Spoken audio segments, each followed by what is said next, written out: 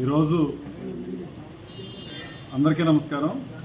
ఈరోజు జగ్గంపేట వెంకటేశ్వర స్వామి దేవస్థానంలో అలాగే రాజగోపాల స్వామి దేవస్థానంలో ఈరోజు రాష్ట్రంలో జరుగుతున్న మరి ముఖ్యంగా తిరుమల తిరుపతి దేవస్థానానికి సంబంధించి దేవస్థానం ప్రతిష్టని భంగపరిచేలా అలాగే దేవస్థానానికి సంబంధించినటువంటి లడ్డూ ప్రసాదాన్ని అప్రతిష్ట పాలు చేసేలా ప్రపంచవ్యాప్తంగా ఉన్న సుమారు 125 కోట్ల మంది హిందువుల మనోభావాలు దెబ్బతీసే విధంగా ప్రస్తుతం పరిపాలన చేస్తున్నటువంటి కూటమి ప్రభుత్వం చంద్రబాబు నాయుడు గారు ముఖ్యమంత్రిగా హిందువుల మనోభావాలు దెబ్బతీసే విధంగా లేనిదాన్ని ఉన్నట్టుగా అబద్ధాలు చెబుతూ ఈరోజు హిందూ మనోభావాలు దెబ్బతీయడంతో పాటుగా రాష్ట్రంలో పవన్ కళ్యాణ్ గారు మత విద్వేషాలు రెచ్చగొట్టే విధంగా హిందువులు క్రైస్తవులు ముస్లింల మనోభావాల్ని రెచ్చగొడుతూ ప్రవోక్ చేస్తూ ఈరోజు జరుగుతున్నటువంటి ఏదైతే పరిపాలన ఉందో ఆ పరిపాలన ఒక పాపపు పరిపాలనగా అటువంటి కూటమి ప్రభుత్వ పరిపాలన ప్రక్షాళన జరగాలన్న ఆలోచనతో గౌరవ మాజీ ముఖ్యమంత్రి వర్యులు జగన్మోహన్ రెడ్డి గారి పిలుపు మేరకు ఈరోజు జగ్గంపేట నియోజకవర్గ కేంద్రంలో వెంకటేశ్వర స్వామి దేవస్థానంలో ప్రత్యేకమైనటువంటి పూజలు నిర్వహించి ఏదైతే ఈరోజు అబద్ధపు ప్రచారం జరుగుతుందో దాంట్లో వాస్తవాలను నిగ్గుతేల్చాలని ఆ వెంకటేశ్వర స్వామిని ప్రార్థించడం జరిగింది.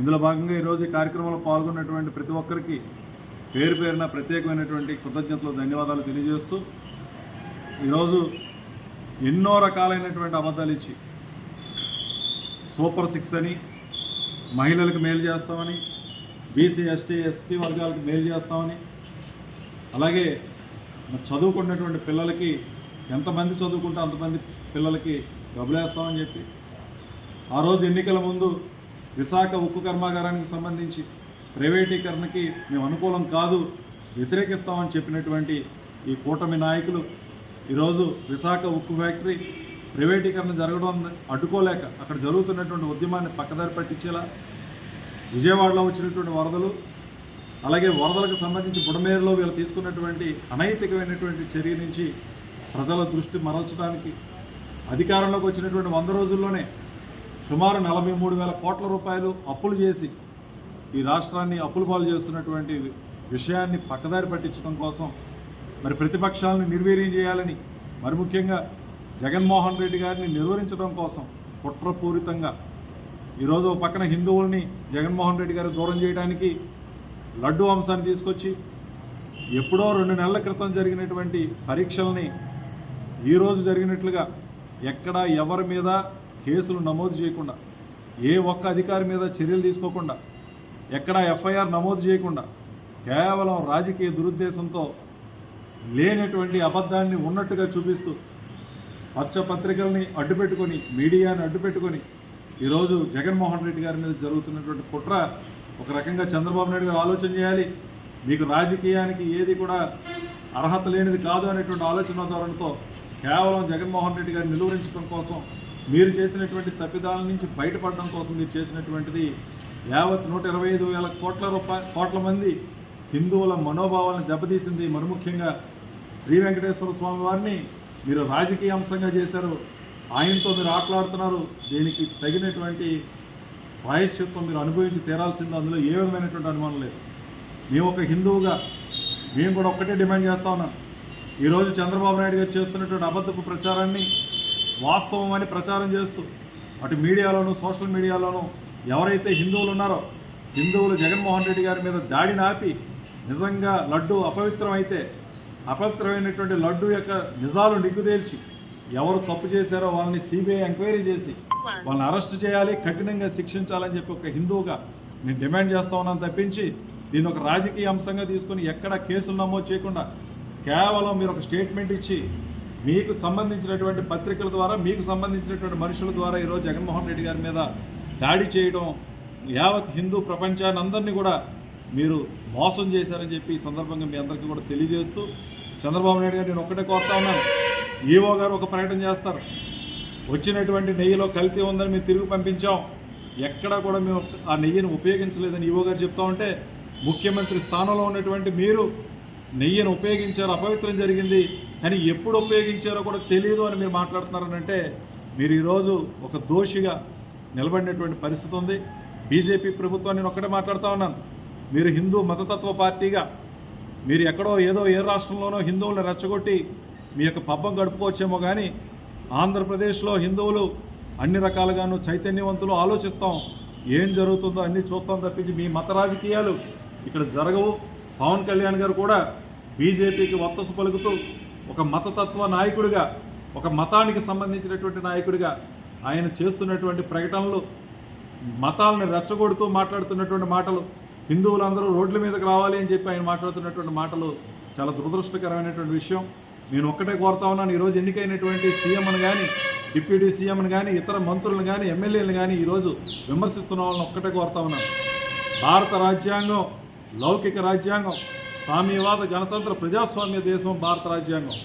మీరు సనాతన ధర్మాన్ని ఫాలో అవుతే మీరు రాజ్యాంగబద్ధంగా ఎన్నికైనటువంటి మీ పదవులకు రాజీనామా చేసి మీ మతాలకు మీరు పోరాటం చేయండి, మీ మతాల కోసం మీరు చేయండి. కానీ రాజ్యాంగంలో లౌకికవాదం ఏదైతే ఉందో మీరు ప్రమాణ స్వీకారం చేసేటప్పుడు భారత రాజ్యాంగానికి కట్టుబడి అన్ని మతాలను సమానంగా చూసి పరిపాలన చేస్తామని మాట్లాడినటువంటి మీరు ఈరోజు మతానికి సంబంధించిన నాయకులుగా మాట్లాడటం, ఇతర మతాలను కించపరుస్తూ ఉండటం చాలా దురదృష్టకరమైనటువంటి విషయం.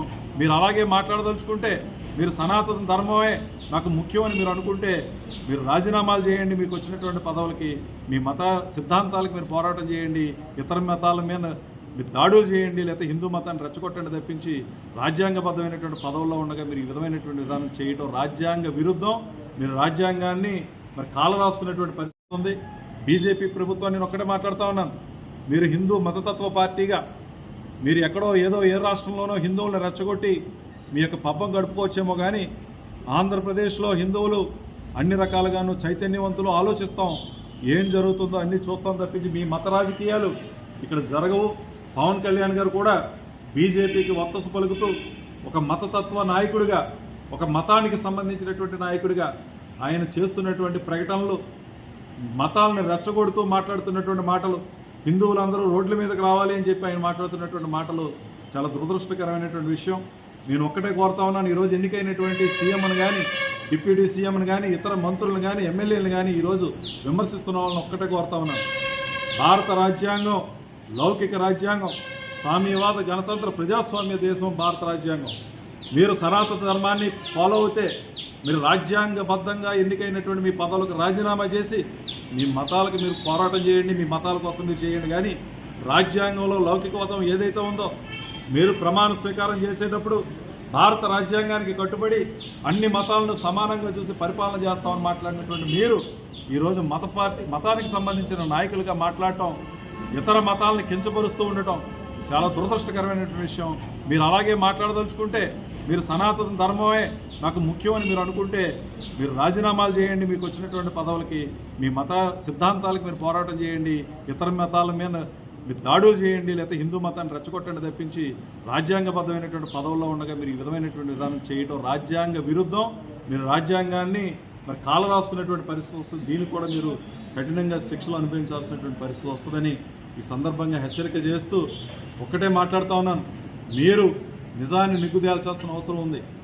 ఇప్పటి వరకు మీరు రాజకీయం చేసి లడ్డూకు సంబంధించినటువంటి అప్రదిష్టను తీసుకొచ్చారు, తిరుమల తిరుపతి దేవస్థానాన్ని మరి అప్రదిష్ట పాలు చేశారు. కాబట్టి నేను ఒకటే కోరుతా ఉన్నాను, నిజాలు నిగ్గుదేల్చండి. నిజంగా తప్పు జరిగితే తప్పు చేసిన వాళ్ళని శిక్షించండి, సిబిఐ ఎంక్వైరీ చేయండి తప్పించి మీ సిట్టు మీద మాకు నమ్మకం లేదు. కారణం ఏంటంటే మీకు అనుకూలమైనటువంటి పోలీసు అధికారులు నియమించుకుంటారు. ఇప్పటికే ఈస్ట్ తిరుమలలో ఉన్నటువంటి సిఐని మీరు విఆర్కి పంపించారు. మీకు అనుకూలమైనటువంటి ట్రాఫిక్ సిఐని తీసుకొచ్చి పెట్టి ఇప్పుడు కేసు నమోదు చేసినటువంటి పరిస్థితి ఉంది. ఇది చాలా దురదృష్టకరమైన విషయం. మీ సిట్ కాదు, సిట్టింగ్ జడ్జితో కానీ, సుప్రీంకోర్టు సిట్టింగ్ జడ్జితో కానీ, లేకపోతే మరి సిబిఐకి కానీ అప్పగించి నిజాలు నిగ్గుదేల్చాలి. నిజమైతే కఠినంగా శిక్షించండి, నిజం కాకపోతే మీరు ఖచ్చితంగా మీ పదవి నుంచి తప్పుకోవాలని చెప్పి సందర్భంగా డిమాండ్ చేస్తూ పవన్ కళ్యాణ్ గారికి ఒకటే చెప్తా ఉన్నాను. యువత మీ మీద ఎంతో ఆశలు పెట్టుకున్నారు. మీరు ఏదో రాజకీయాల్లో మార్పులు తీసుకొస్తానని చెప్పి భావించి మీకు మద్దతు ఇచ్చి కూటమి ప్రభుత్వాన్ని అధికారంలో తీసుకొస్తే మీరు ఒక మత పార్టీ నాయకుడిగా నాకు తెలిసి మీ బీజేపీని విలీనం చేసేటటువంటి పరిస్థితి నాకు కనిపిస్తుంది. బీజేపీలో మీ పార్టీని ఆ విధమైనటువంటి వరవలతో మీరు వెళ్ళి మీరేదో ముఖ్యమంత్రి అయిపోయి హిందుత్వాన్ని రెచ్చగొట్టేటటువంటి విధంగా కనుక ముందుకెళ్తే భవిష్యత్తులో తీరని నష్టం జరుగుతుంది. నేను కూడా జనసేన నాయకులకు ఒకటే చెప్తా ఉన్నాను, ఎక్కడ పడితే అక్కడ జగన్మోహన్ రెడ్డి గారి దిష్టిబొమ్మలు దగ్ధం చేస్తూ ఉన్నారు. మీరు నిజమైనటువంటి హిందువులైతే ఈరోజు తిరుమలకి అన్యాయం జరిగిందని కానీ తిరుమల ప్రతిష్ఠ భంగపడిందని కానీ మీకు అనిపిస్తే సిబిఐ ఎంక్వైరీకి డిమాండ్ చేయండి, విచారణ చేయమనండి, తప్పు చేసిన వాళ్ళని శిక్షించమనండి. ఎంతమందిని ఈఓని మీరు సస్పెండ్ చేశారు, ఎంతమంది అధికారులను సస్పెండ్ చేశారు. నిజంగా ప్రసాదం తయారీ అనేది ఇప్పుడున్నటువంటి టెక్నాలజీలో వివిధ రకాలైనటువంటి సీసీ కెమెరాల మధ్యన ఎంతోమంది చేస్తేనే కానీ జరిగేటటువంటిది.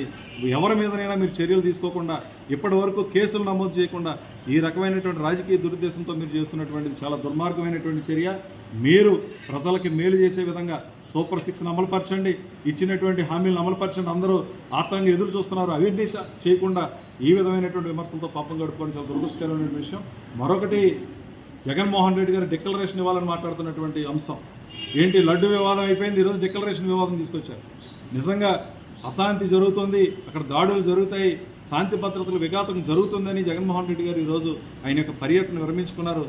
నిజంగా కనుక పర్యటన జరుగుంటే అక్కడ శాంతి భద్రతల విఘాతం కలిగే విధంగా అటు బీజేపీ కానీ జనసేన కానీ అక్కడ వాళ్ళ యొక్క కార్యకర్తలని నాయకుల్ని బెత్తాయించి దాడులు చేయడానికి సిద్ధంగా ఉన్నారు.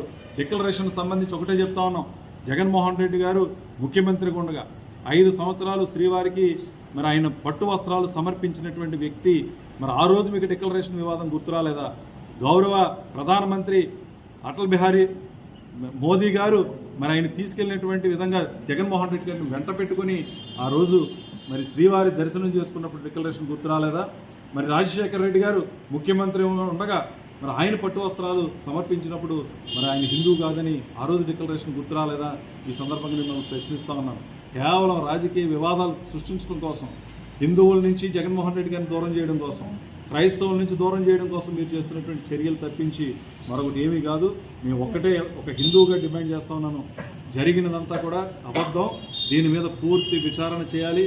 విచారణ చేసి దోషులను కఠినంగా శిక్షించండి తప్పు జరిగితే. లేకపోతే మీరు రాజీనామా చేసి గౌరవంగా హిందువులందరికీ క్షమాపణ చెప్పి తప్పుకోవాలి. పవన్ కళ్యాణ్ గారు, మీ యొక్క విజ్ఞతకే మేము వదిలేస్తా ఉన్నాం. మీరు మాట్లాడుతున్నటువంటి మాటలు గంటకు ఒక మాట, పూటకు ఒక మాట, ఏ మతం వారి దగ్గరికి వెళ్తే ఆ మతమైనటువంటి మాటలు మీరు మాట్లాడుతూ ఉన్నారు.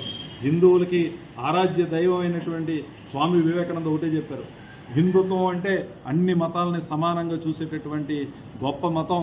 మాకు ఆ మత సహనం ఉంది, అన్ని మతాలని గౌరవిస్తాం, అన్ని మతాల వారిని మాలో కలుపుకునేటువంటి ఆ సామరస్యత మాలో ఉంది అని ప్రకటించినటువంటి వివేకానంద నుంచి మీరు ఏమి నేర్చుకున్నారో ఒక్కసారి మీ విజ్ఞతకే విడిచిపెడుతూ, హిందువులంటే అన్ని మతాలని సమానంగా చూసేవారు.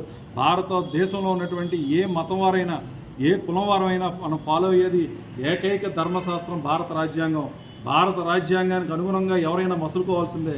మీరు ఆ రాజ్యాంగానికి విలువ ఇవ్వనప్పుడు, లౌకికవాదానికి మీరు విలువ ఇవ్వనప్పుడు, ఒక మతతత్వానికే మీరు విలువ ఇచ్చేటప్పుడు మీ పదవులకు రాజీనామాలు చేసి మీ మతాల కోసం మీరు పోరాటం చేయండి తప్పించి దేవదేవుడిని, కలియుగ దైవాన్ని, శ్రీ వెంకటేశ్వర స్వామిని రాజకీయాలకు వాడుకుంటే మాత్రం తీవ్రంగా నష్టపోతారు. దానికి సంబంధించినటువంటి అన్ని రకాలైనటువంటి శిక్షలు మీరు అనుభవిస్తారని సందర్భంగా తెలియజేస్తూ, మరి ఈ కార్యక్రమంలో పాల్గొన్నటువంటి ప్రతి ఒక్కరికి పేరు పేరున ధన్యవాదాలు తెలియజేస్తూ, మరి ఇక్కడ వేద పండితులు పాల్గొని ఈ కార్యక్రమాన్ని చక్కగా నడిపించినటువంటి ఆచార్యుల వారికి ప్రత్యేకమైనటువంటి కృతజ్ఞతలు, ధన్యవాదాలు తెలియజేస్తూ మీ అందరి దగ్గర సెలవు తీసుకుంటా ఉన్నాను.